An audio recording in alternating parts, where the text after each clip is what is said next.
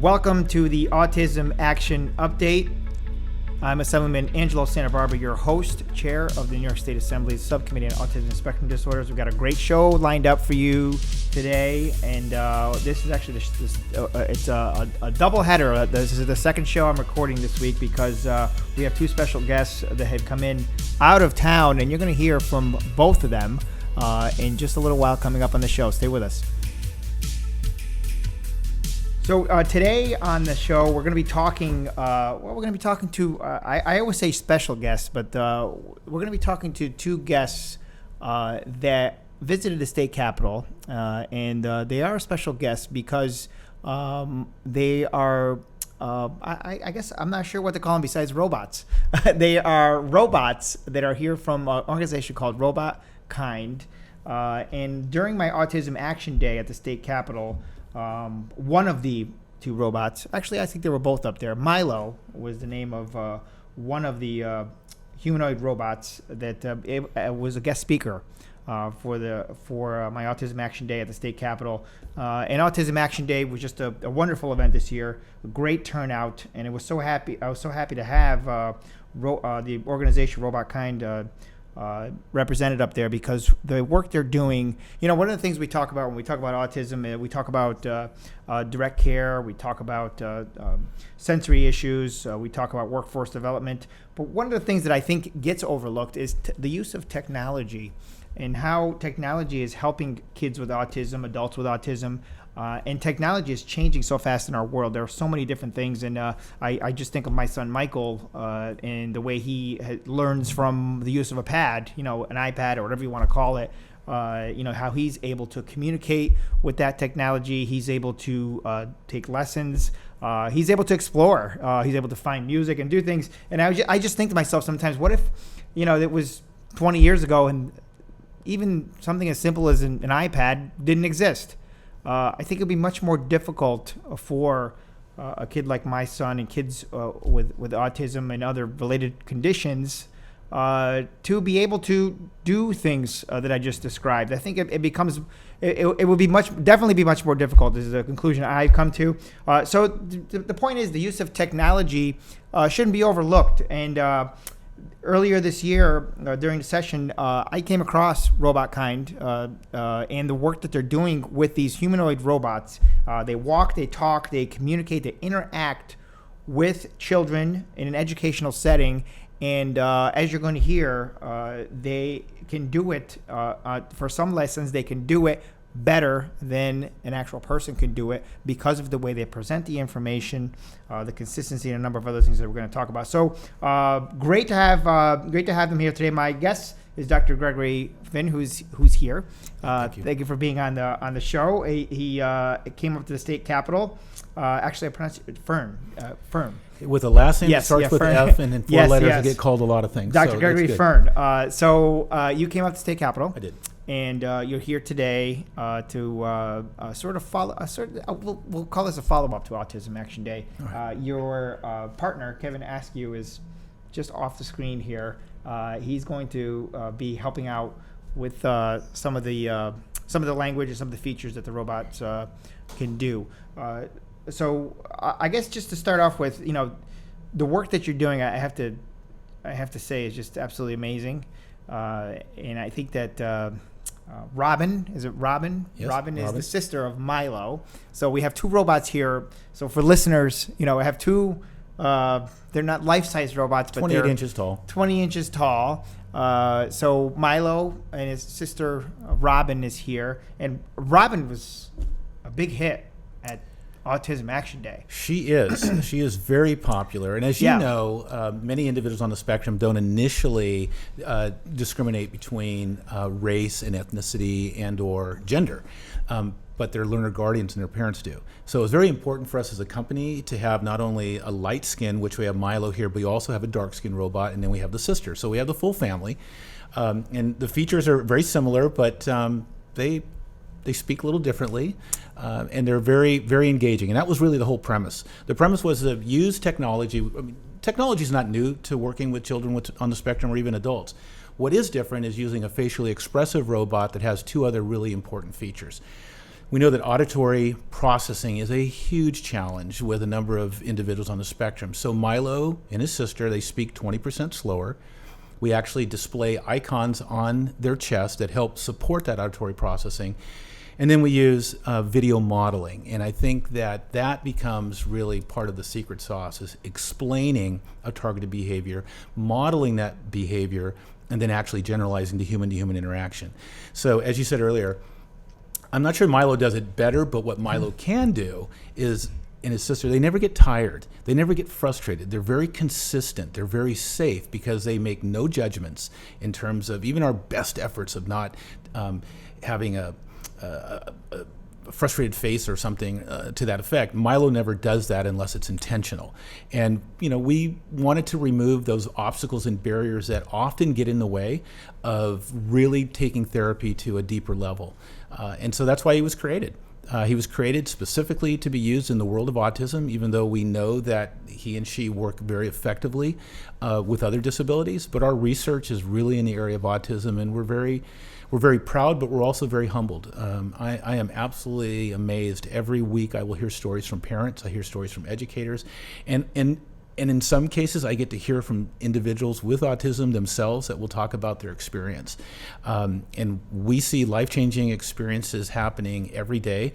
The biggest breakthrough generally happens in self-regulation and behavior. And then we move into social and emotional understanding and in communication dynamics. And I love this part of it for your listeners is understanding that neurotypical, we will tend to look at the entire face. So we look at that, we take all that information in to get our social cueing. And that's not always the case with many individuals on the spectrum in terms of not only eye gaze, but just eye contact. So Milo makes it very safe to look at his face and walks through that parts of the face. And we systematize to the strength of autistics. So we'll say, look at my mouth, look at my eyes, look at my eyebrows. And so we'll go through the emotions and teaching that first, what is the emotion, and then understanding, well, what do I do in response to that? So it's one thing to be happy, and most people, when they're happy, they smile. The sides of my face go up when I smile. When most people are sad, when they're sad, sometimes their mouth drops down, they frown. And so we walk through that, again, in a very safe way, and then we move from very simple to very complex.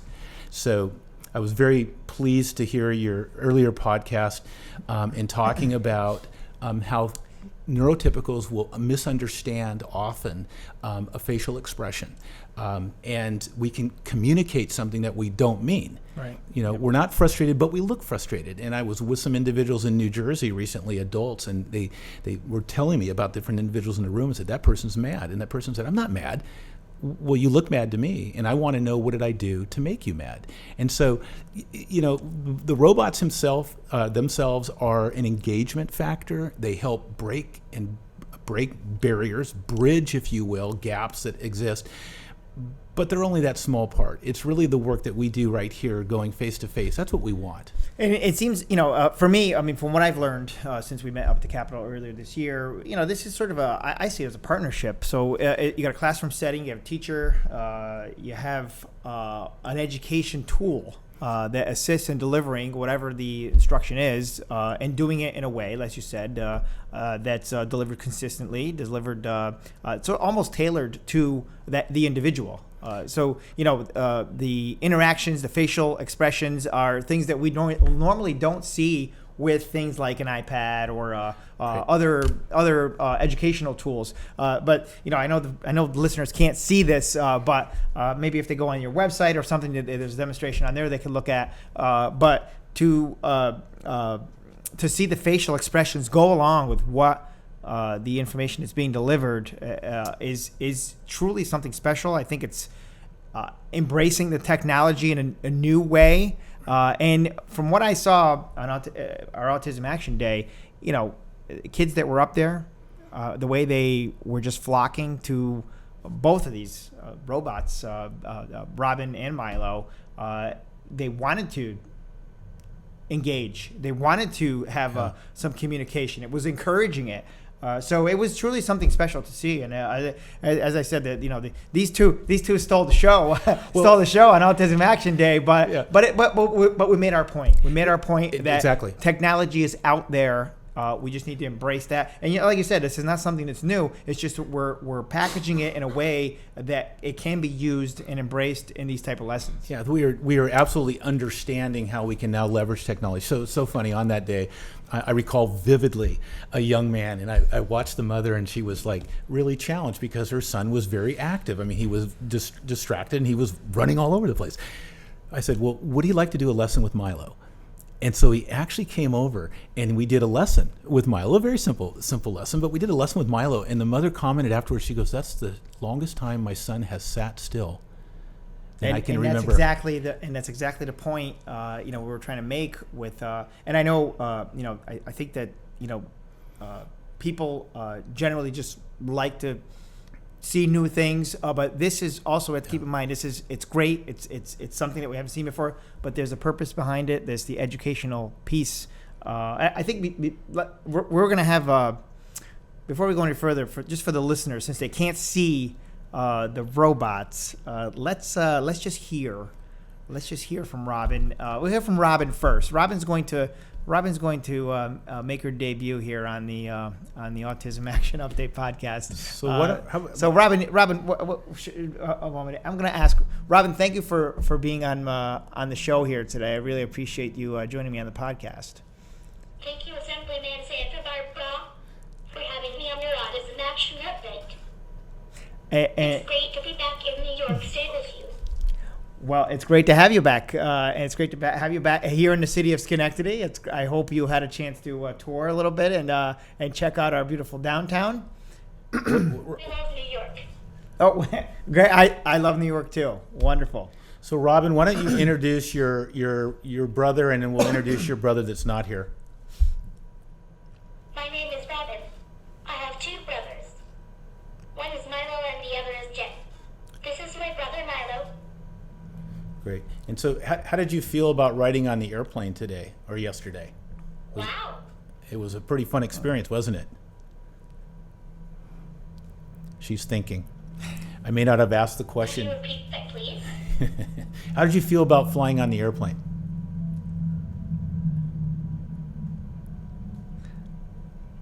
I love planes. Well, very good. So anyway, she's very attractive. Maybe one of the things, and again, those unfortunately that are listening, and you're right, they can go to the website and see that, is that we'll let, if that's okay, Robin, we'll let Milo show a number of his facial expressions. So can you do that for us? And that's that just adds so much to the information being delivered. Is the facial expressions are really what make this technology unique. Is that if people can engage and see the smiles and and as Milo's doing right now. Yeah, and as you know, I mean, one of the powerful components of using robotics is that the consistency. So you and I cannot repeat ourselves the same way, express ourselves the same way every time over and over again. So if I'm a therapist or a specialist or an educator and I'm trying to deliver therapy, and doing that with repetition is very, very challenging. Well, Milo and Robin can repeat themselves perfectly every time. They're very consistent and very reliable and very dependable, and that's what makes them safe. Now, the sad face that he just made is just so. You feel like I looked over and I wanted to say what's wrong. You know, it's like it looks like a sad face. It's truly the visual is truly something that. People should take the time to see that if they can go on the website. I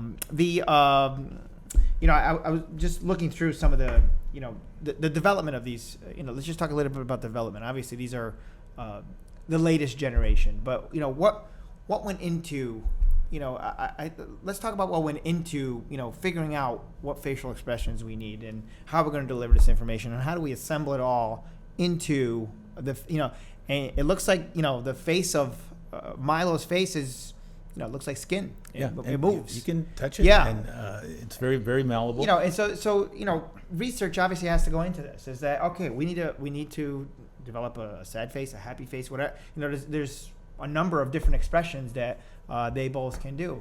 Now there's data that backs this up. Pretty extensive research. I think we should touch on that. That it's not just, hey, we want to include these facial expressions. there's meaning behind why they're included. Exactly. So Richard Margolin, who is the son of Fred Margolin, who basically self-funded and created this company.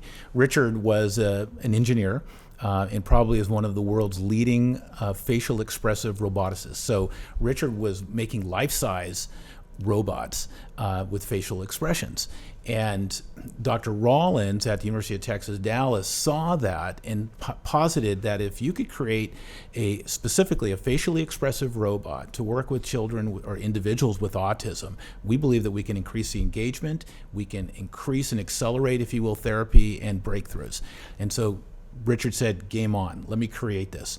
So through several iterations, like 3 to 4 years of development, clinical trials, trying to get those expressions just right. So some of them are over-exaggerated because the difference between worried and scared, those are really difficult emotions to not only show and demonstrate, but to create. And so Richard and his team spent 3 to 4 years working with the university, testing and testing and testing to make sure that we had it just right. So every part of their existence, from the number of digits they have in their hands to the height, to those facial expressions, the hair in terms of tactile experience, all of those were clinically tested before they came out. But Richard had authored several research papers already on robotics and why they were good.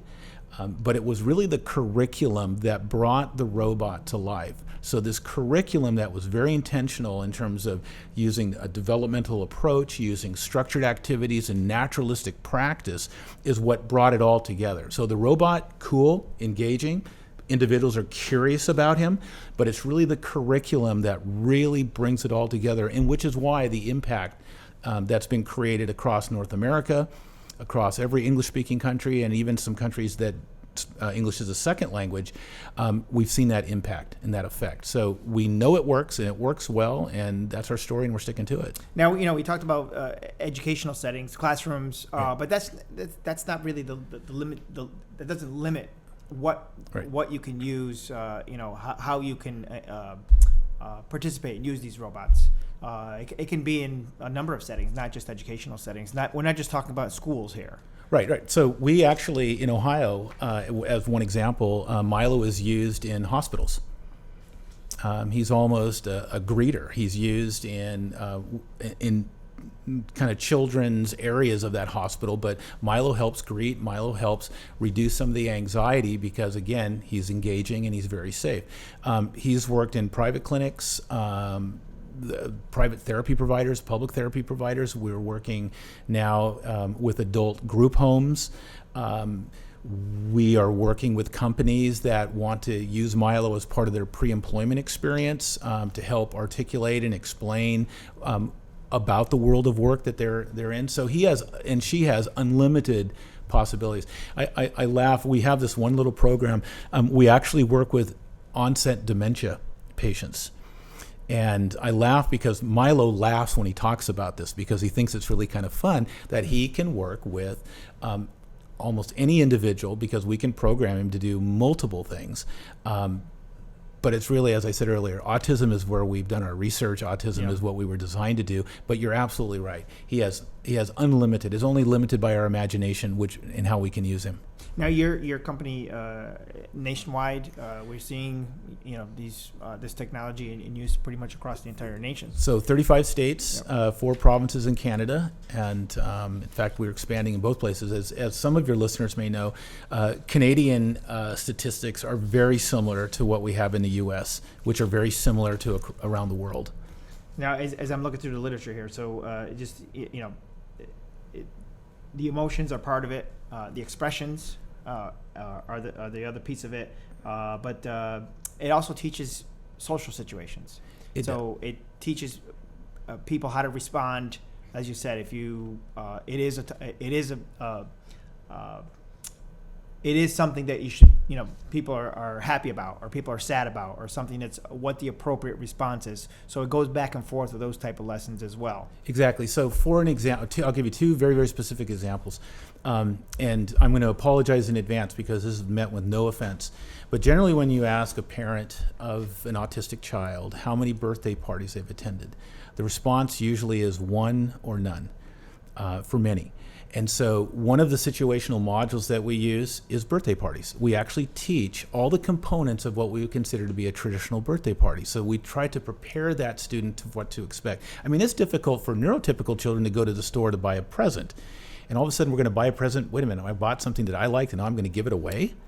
That can be very traumatic. So we walk through all of that and build this tremendous capacity for birthday parties. The second is play dates. Another situational module that we use is how to have a play date, have to have somebody over to your house to play, and also to go to another friend's house to play. So we found those are two examples of situational modules, but all of our social emotional modules and lessons are built around a social context or a social narrative. So their settings are in common areas, albeit school, playground, sometimes in cars and other places, all trying to build that capacity of modeling what that targeted behavior is and make it safe for individuals to be empowered to live in that type of environment. And as we talked about on a previous podcast, the sensory issues, this is, it's a way to identify what the sensory issues may or may not be in a social situation, but also, as I read the literature here, non-threatening. It does it in a non-threatening way where, it can be in the privacy of your home. It could be in a classroom setting where you're doing it in a way where, yes, this is what happens at a birthday party. This is what happens in a social interaction, but you are engaging with the Milo or Robin in a situation to prepare for what's next. And I think when we talk about transition, going from one thing to the next, that's something that's very helpful to be able to prepare and experience or know what to expect next. Exactly, and being able to practice that practice it in a non-judgmental way is really critical. When there's a response that's incorrect by an individual, Milo does not judge that. Milo doesn't make any type of expression like you're wrong. He'll go right into re-instructing and let's try that again, and let's do it this way. And it's interesting. One of the things that we found is that initially when tasks or when a student is incorrect on a response or an individual is incorrect, it's sometimes they just need more information. And so when Milo does reteaching and he kind of re-instructs, he provides you more information. And each time a little bit more information, and then we'll start backing away from that because we really want them to generalize. And I would be disingenuous if I didn't express, we don't want individuals tethered to Milo. We think Milo's really great and fun to be with, but what we really want, our aim is to have that human-to-human interaction, to build that skill set and that capacity and that competence and confidence to interact with other humans. That's really what we're after. And Milo just helps to build that. And we went through this lesson in my office at the Capitol. I went through one of the lessons. Yeah. And you're right. And, a couple of times, we just gave the wrong answer to see what would happen next. And you're right.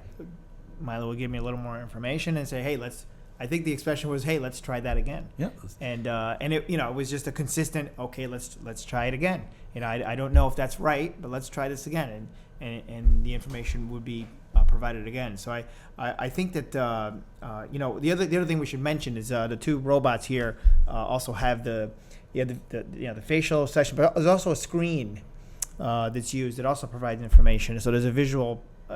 Not like I don't want to say a pad because it's smaller than a pad, but it's a little screen that also provides visual information on letters. I think some letters came. Right. So we have 1,700.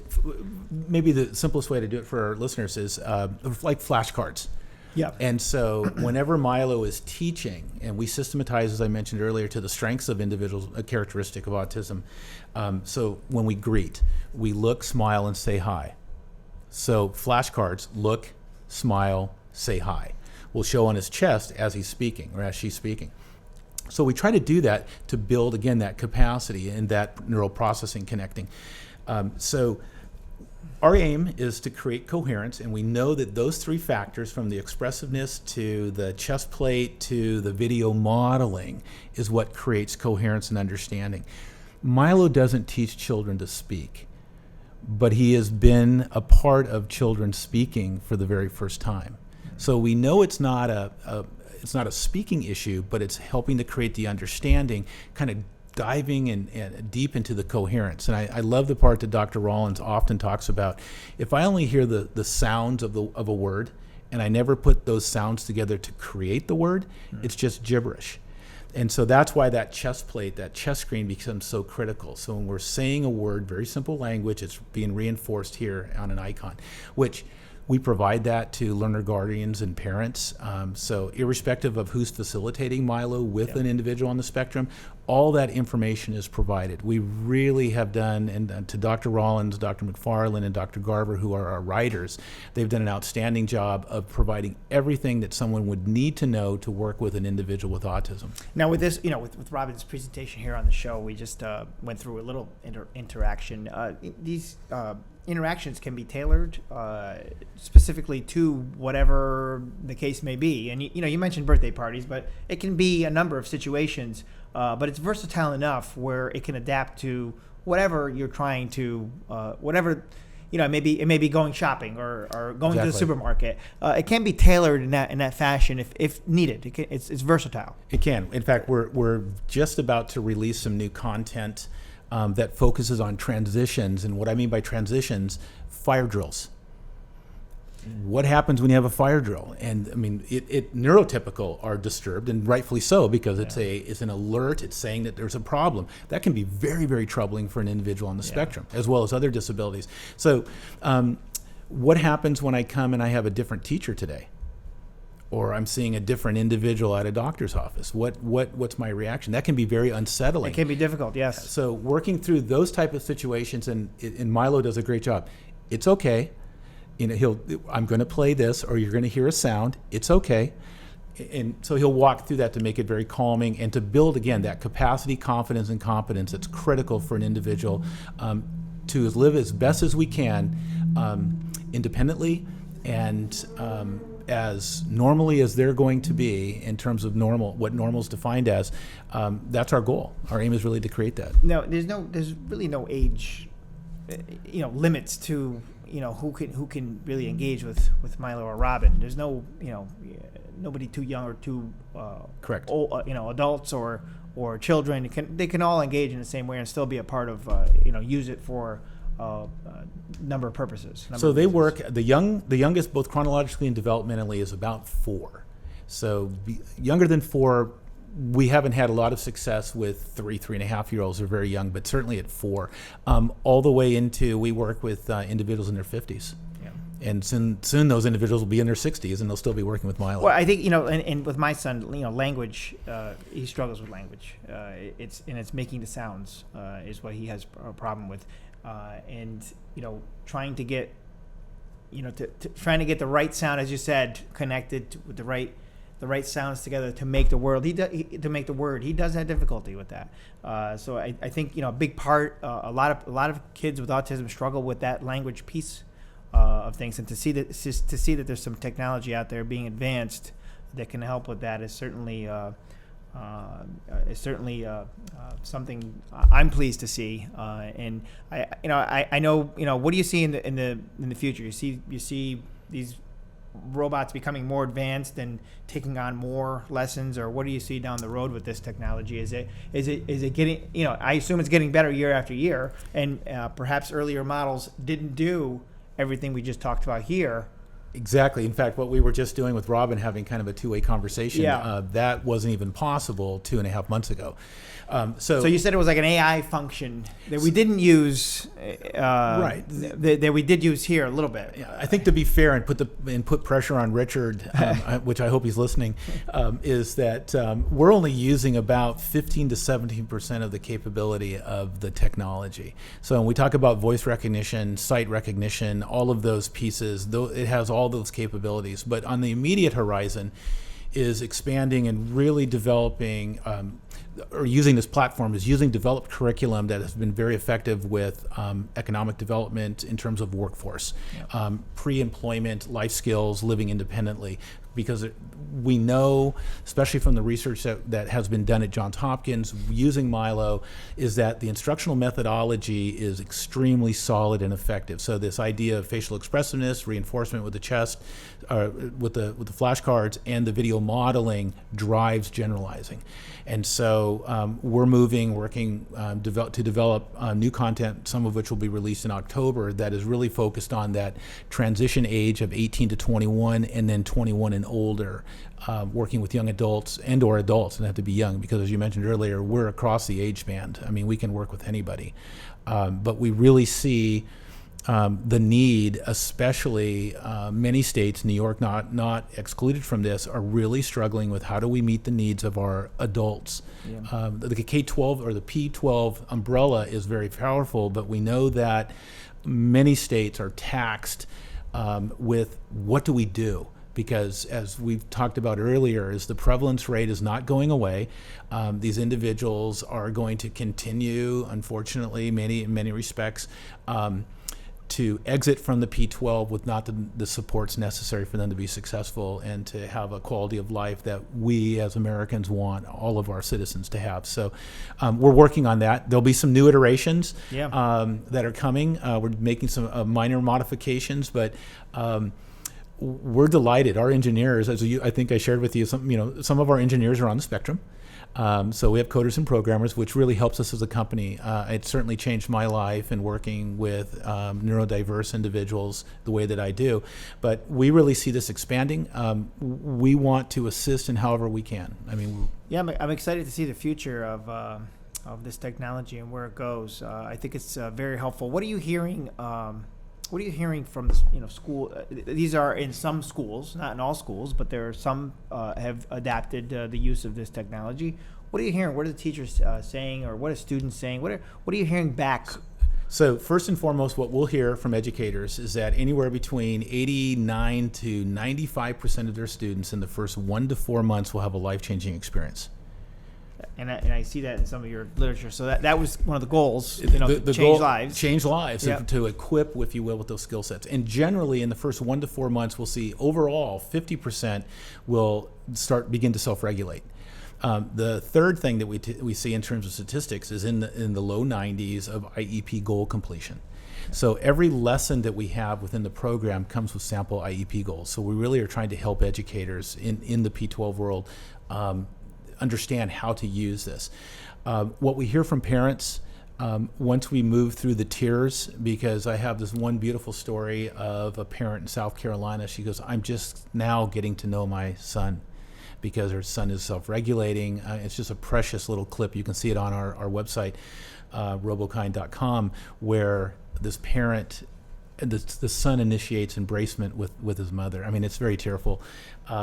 So we hear that. We hear educators that talk about their world has changed because those disruptions that come often from behaviors and meltdowns and so forth are affecting not only that individual, but also the classroom. They start to see them being able to not only self-regulate, but they're able to get to deeper therapy and academics, which is the one I'm most excited about, is we are now starting to get the reports that not only IEP goal attainment, but academics. We're seeing students that are moving away from self-contained classrooms, moving back into the mainstream, being with their non-disabled peers in, if you will, a normalized educational setting that are partaking in educational classes, not just their special needs classes. So it's heartwarming, and the students themselves, it's fun.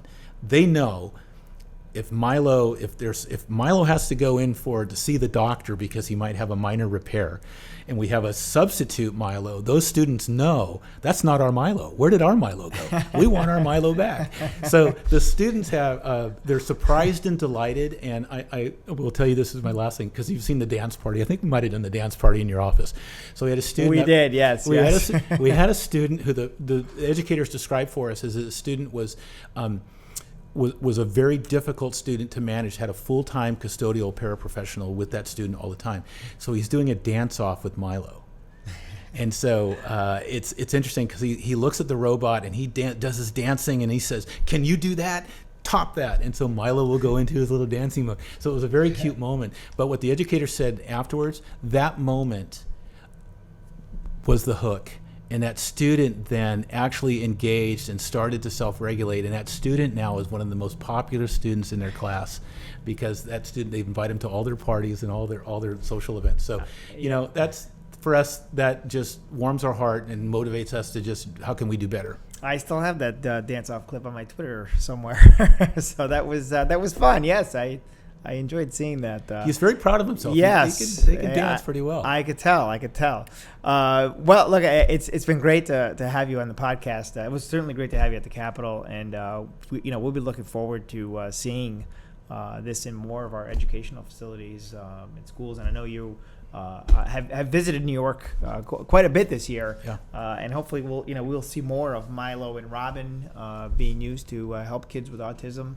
We certainly, the numbers, as you said, are very real. 1 in 59 now is what they're what the reports are showing. I don't know if we have a closing. Do we have a closing remark from Robin or Milo? Anybody want to say anything before we close the show here? Anybody ready to say anything? That's the question I should ask. I think Robin wants to thank you. Robin, you want to say goodbye to our listeners?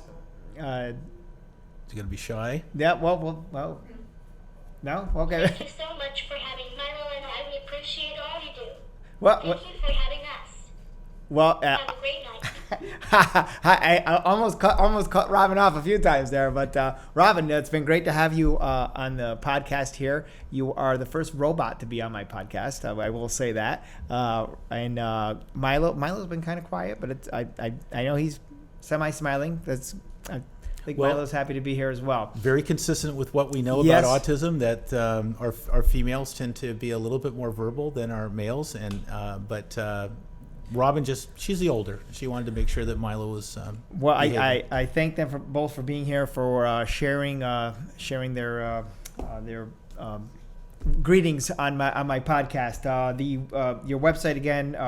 Robokind.com. And Robots for Autism is a different website, right? So it's actually, you can get to Robots for Autism at the Robokind.com. It's just a little bit easier for folks to get to. It's great to have you on the podcast. I would encourage for listeners that want to actually see the facial expressions or see some of the routines or some of the lessons to visit the website, and it's worth looking into.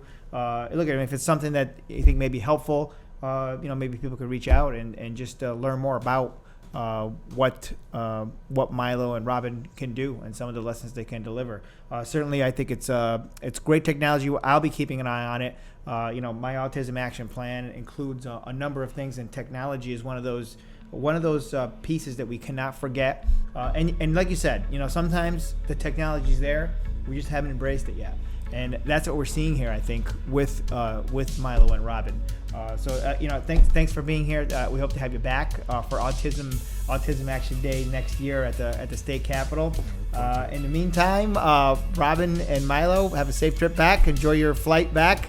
And for listeners, join me again here on the next. That's it for this episode of my podcast. But join us again for the next installment of the Autism Action Update. Thanks for joining us.